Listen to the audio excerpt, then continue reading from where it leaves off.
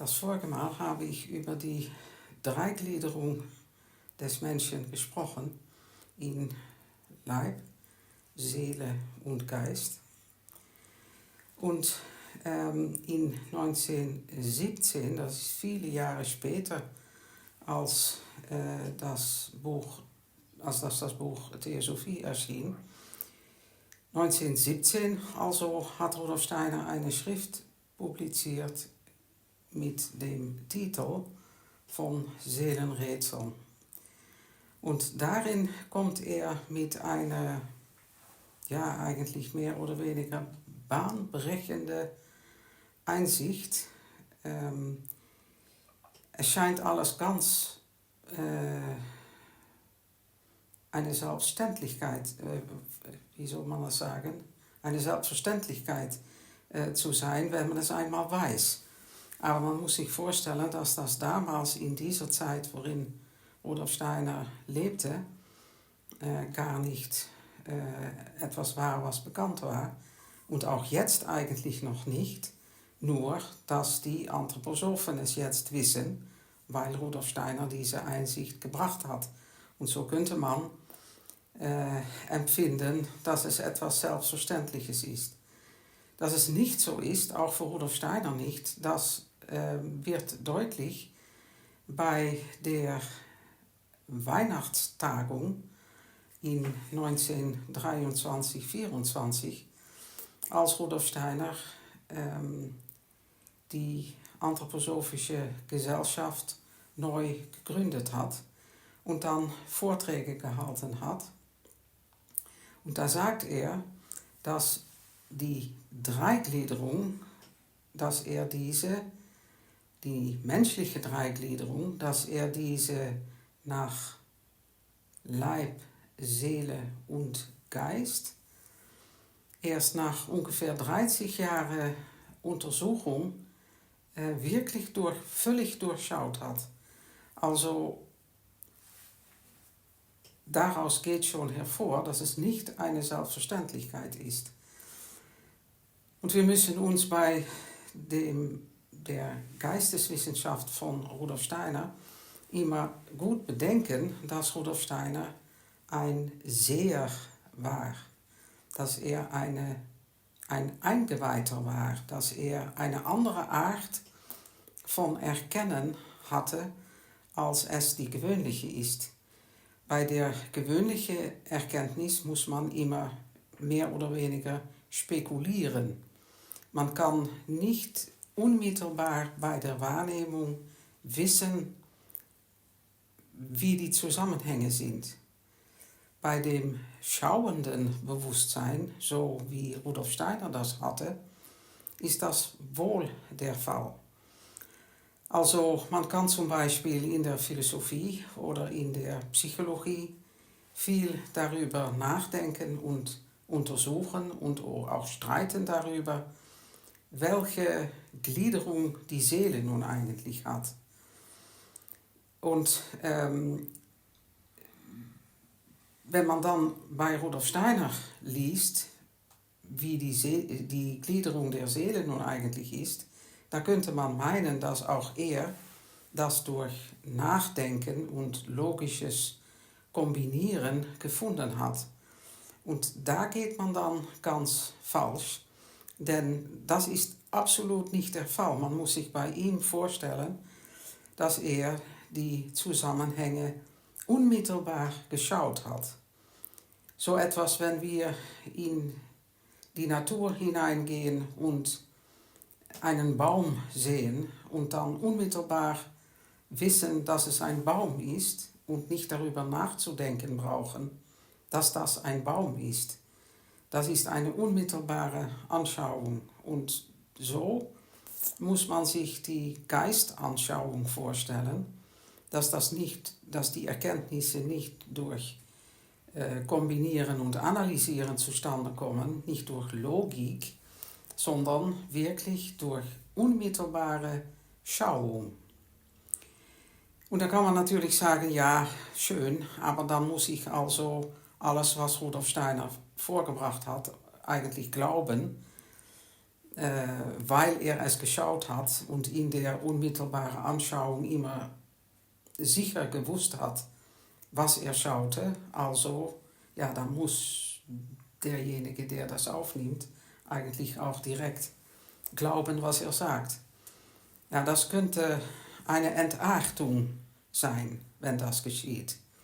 Das ist sicher nicht, was Rudolf Steiner gehofft hat, denn was er gehofft hat, das ist, dass wir als Leser, dass wir die mit unserem gewöhnlichen, reinen Verstand, dass wir die Zusammenhänge mit einer Art von spiritueller Logik doch durchschauen können und durch dieses Durchschauen selbst sagen können, jawohl, das muss wohl so sein, obwohl ich es nicht schauen kann.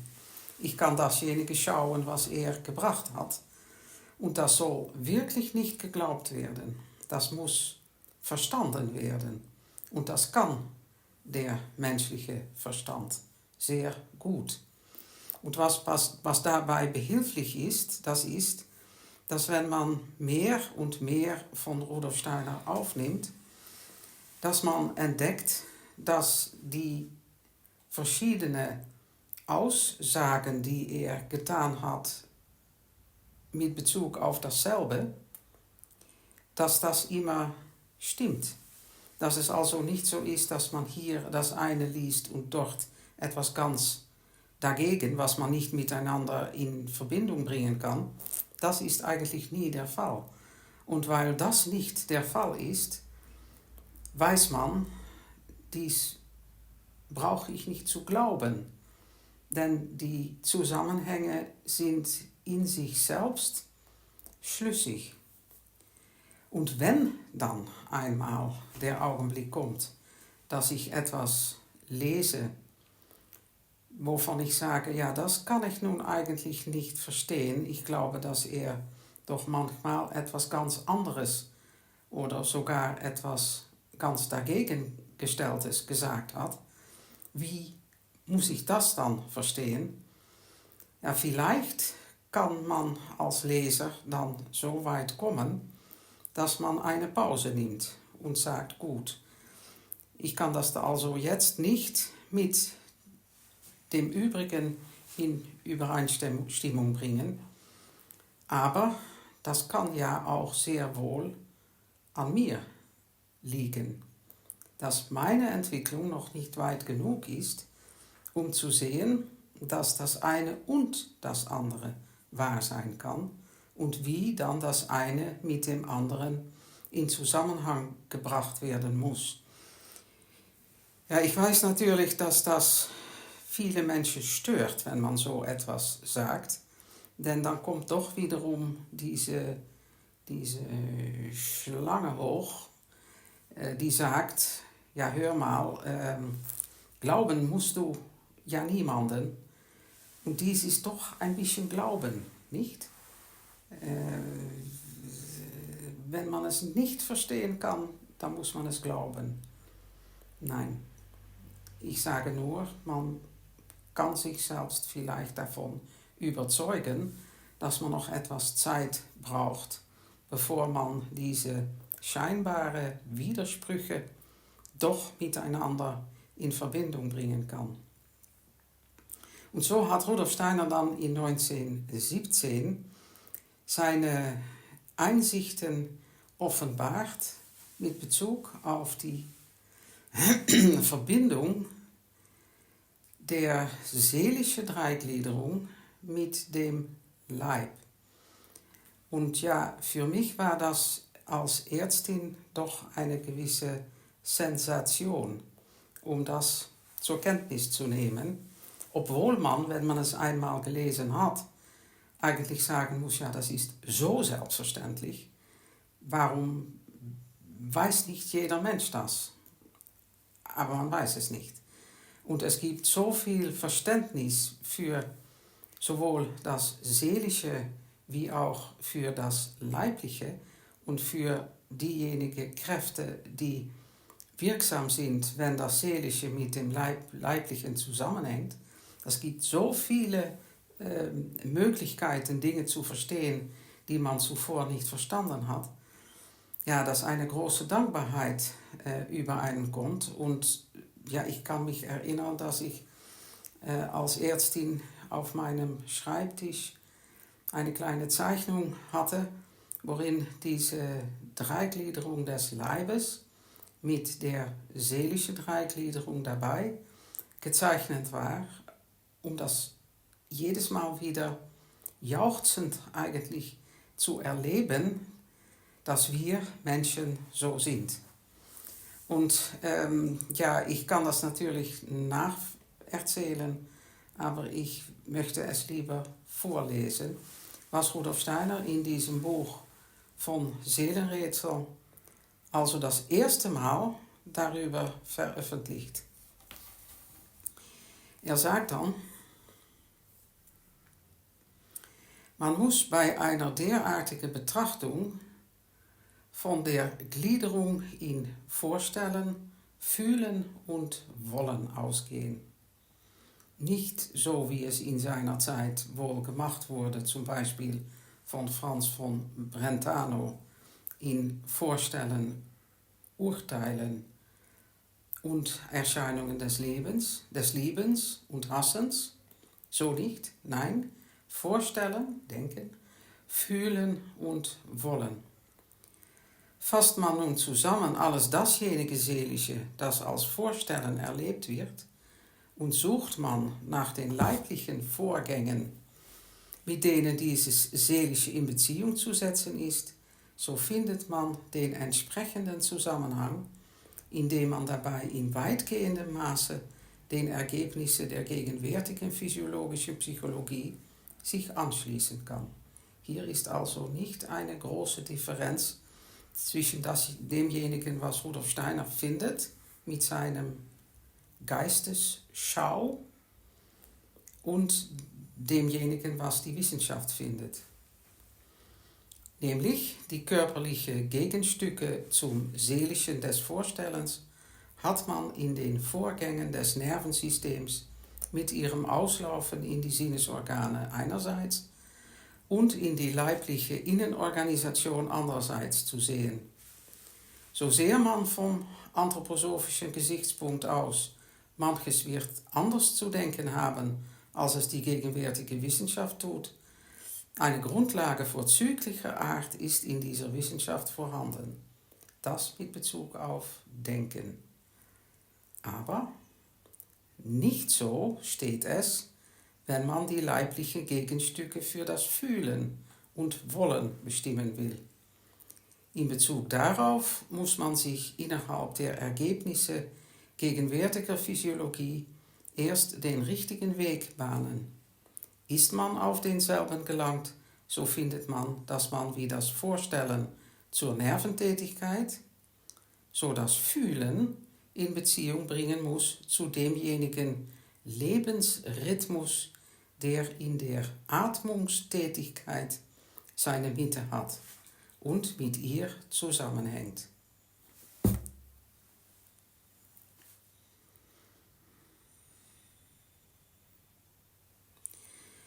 Und bezüglich des Wollens findet man, dass dieses sich in ähnlicher Art stützt auf Stoffwechselvorgänge. Wieder muss da in Betracht gezogen werden, was alles an Verzweigungen und Ausläufern der Stoffwechselvorgänge im ganzen Organismus in Betracht kommt. Also, was sagt Rudolf Steiner hier? Vorstellen und Denken tatsächlich in Bezug zu dem Nervensinnessystem, aber das Fühlen, was in der heutigen Wissenschaft noch immer auch mit dem Nervensystem in Verbindung gesehen wird, das Fühlen muss man nicht mit dem Nervensystem in Verbindung sehen, sondern mit dem Atmungsrhythmus. Und er gibt dann auch ein Beispiel, wie man, wenn man zum Beispiel Musik hört und da Gefühle hat, dass dann die Atmung mehr oder weniger mit tut und verändert. Also Atmung hat mit dem Fühlen zu tun. Und wenn man darauf achtet, dann kann man das auch eigentlich wohl äußerlich bestätigen, dass man zum Beispiel, wenn man Angst hat, viel schneller atmet und wenn man ruhig ist, dass die Atmung auch ganz ruhig wird. So gibt es auch äußerlich natürlich Möglichkeiten, um das zu bestätigen, was Rudolf Steiner hier vorbringt. Viel schwieriger ist natürlich, um zu bestätigen, dass das Wollen auf Stoffwechselvorgänge beruht. Das ist natürlich nicht so einfach, um das innerlich oder äußerlich nachzuvollziehen, wenn man das schauende Bewusstsein nicht hat. Aber wir bekommen dann natürlich doch ein wunderbares Bild, wenn wir die menschliche Gestalt vor Augen haben und wir stellen uns das Sinnesnervensystem mit seinen Ausläufer vor und wissen dann, das ist der leibliche Teil, der mit dem Vorstellen, Wahrnehmen, Denken zusammenhängt. Und wir bedenken dann die Brust. Hier spricht Rudolf Steiner über die Atmung, aber es gibt natürlich auch noch das Herz. Und jeder Mensch weiß, dass das Herz mit dem Fühlen zusammenhängt, in einer anderen Art als die Atmung. Also die Mitte unserer Brust ist der leibliche Teil, der mit dem Fühlen zusammenhängt. Und wenn wir dann zum Bauch absteigen und auch die Glieder dabei mit einbeziehen, dann haben wir den leiblichen Teil, worauf das Wollen beruht. Der Leib hat also eine Dreigliederung, die ganz mit der seelischen Dreigliederung übereinstimmt, wobei Rudolf Steiner immer mit Nachdruck darauf hinweist, dass man diese Dinge nicht schwarz-weiß scheiden muss, weil natürlich immer Stoffwechselvorgänge auch bis in das Nervensystem wirksam sind, Stoffwechselvorgänge auch bis in die Atmung wirksam sind, dass Nervenprozesse bis in die Atmung und den Stoffwechsel wirksam sind und dass die Atmung selbstverständlich auch im ganzen Leib wirksam ist. Also das geht in einer wunderbar harmonische Weise, wenn man gesund ist, wirkt das ineinander, spielt ineinander wie eine Symphonie, denke ich. Und so können wir uns also die menschliche Wesenheit jetzt vorstellen, dreigliedrig, Leib, Seele, Geist, Sinnesnervensystem, Atmung, Herz und Stoffwechselglieder. Und die Dreigliederung kann man dann noch weiter zurückfinden, wenn wir uns weiter vertiefen darin, dass die Seele selbst eine dreigegliederte Wesenheit ist, wie ich sagte, denken, fühlen und wollen. Und wir können versuchen, diese Dreigliederung der Seele kennenzulernen als drei gesonderte geistig-seelische Welten, die wir dann vielleicht ein nächstes Mal weiter kennenlernen können.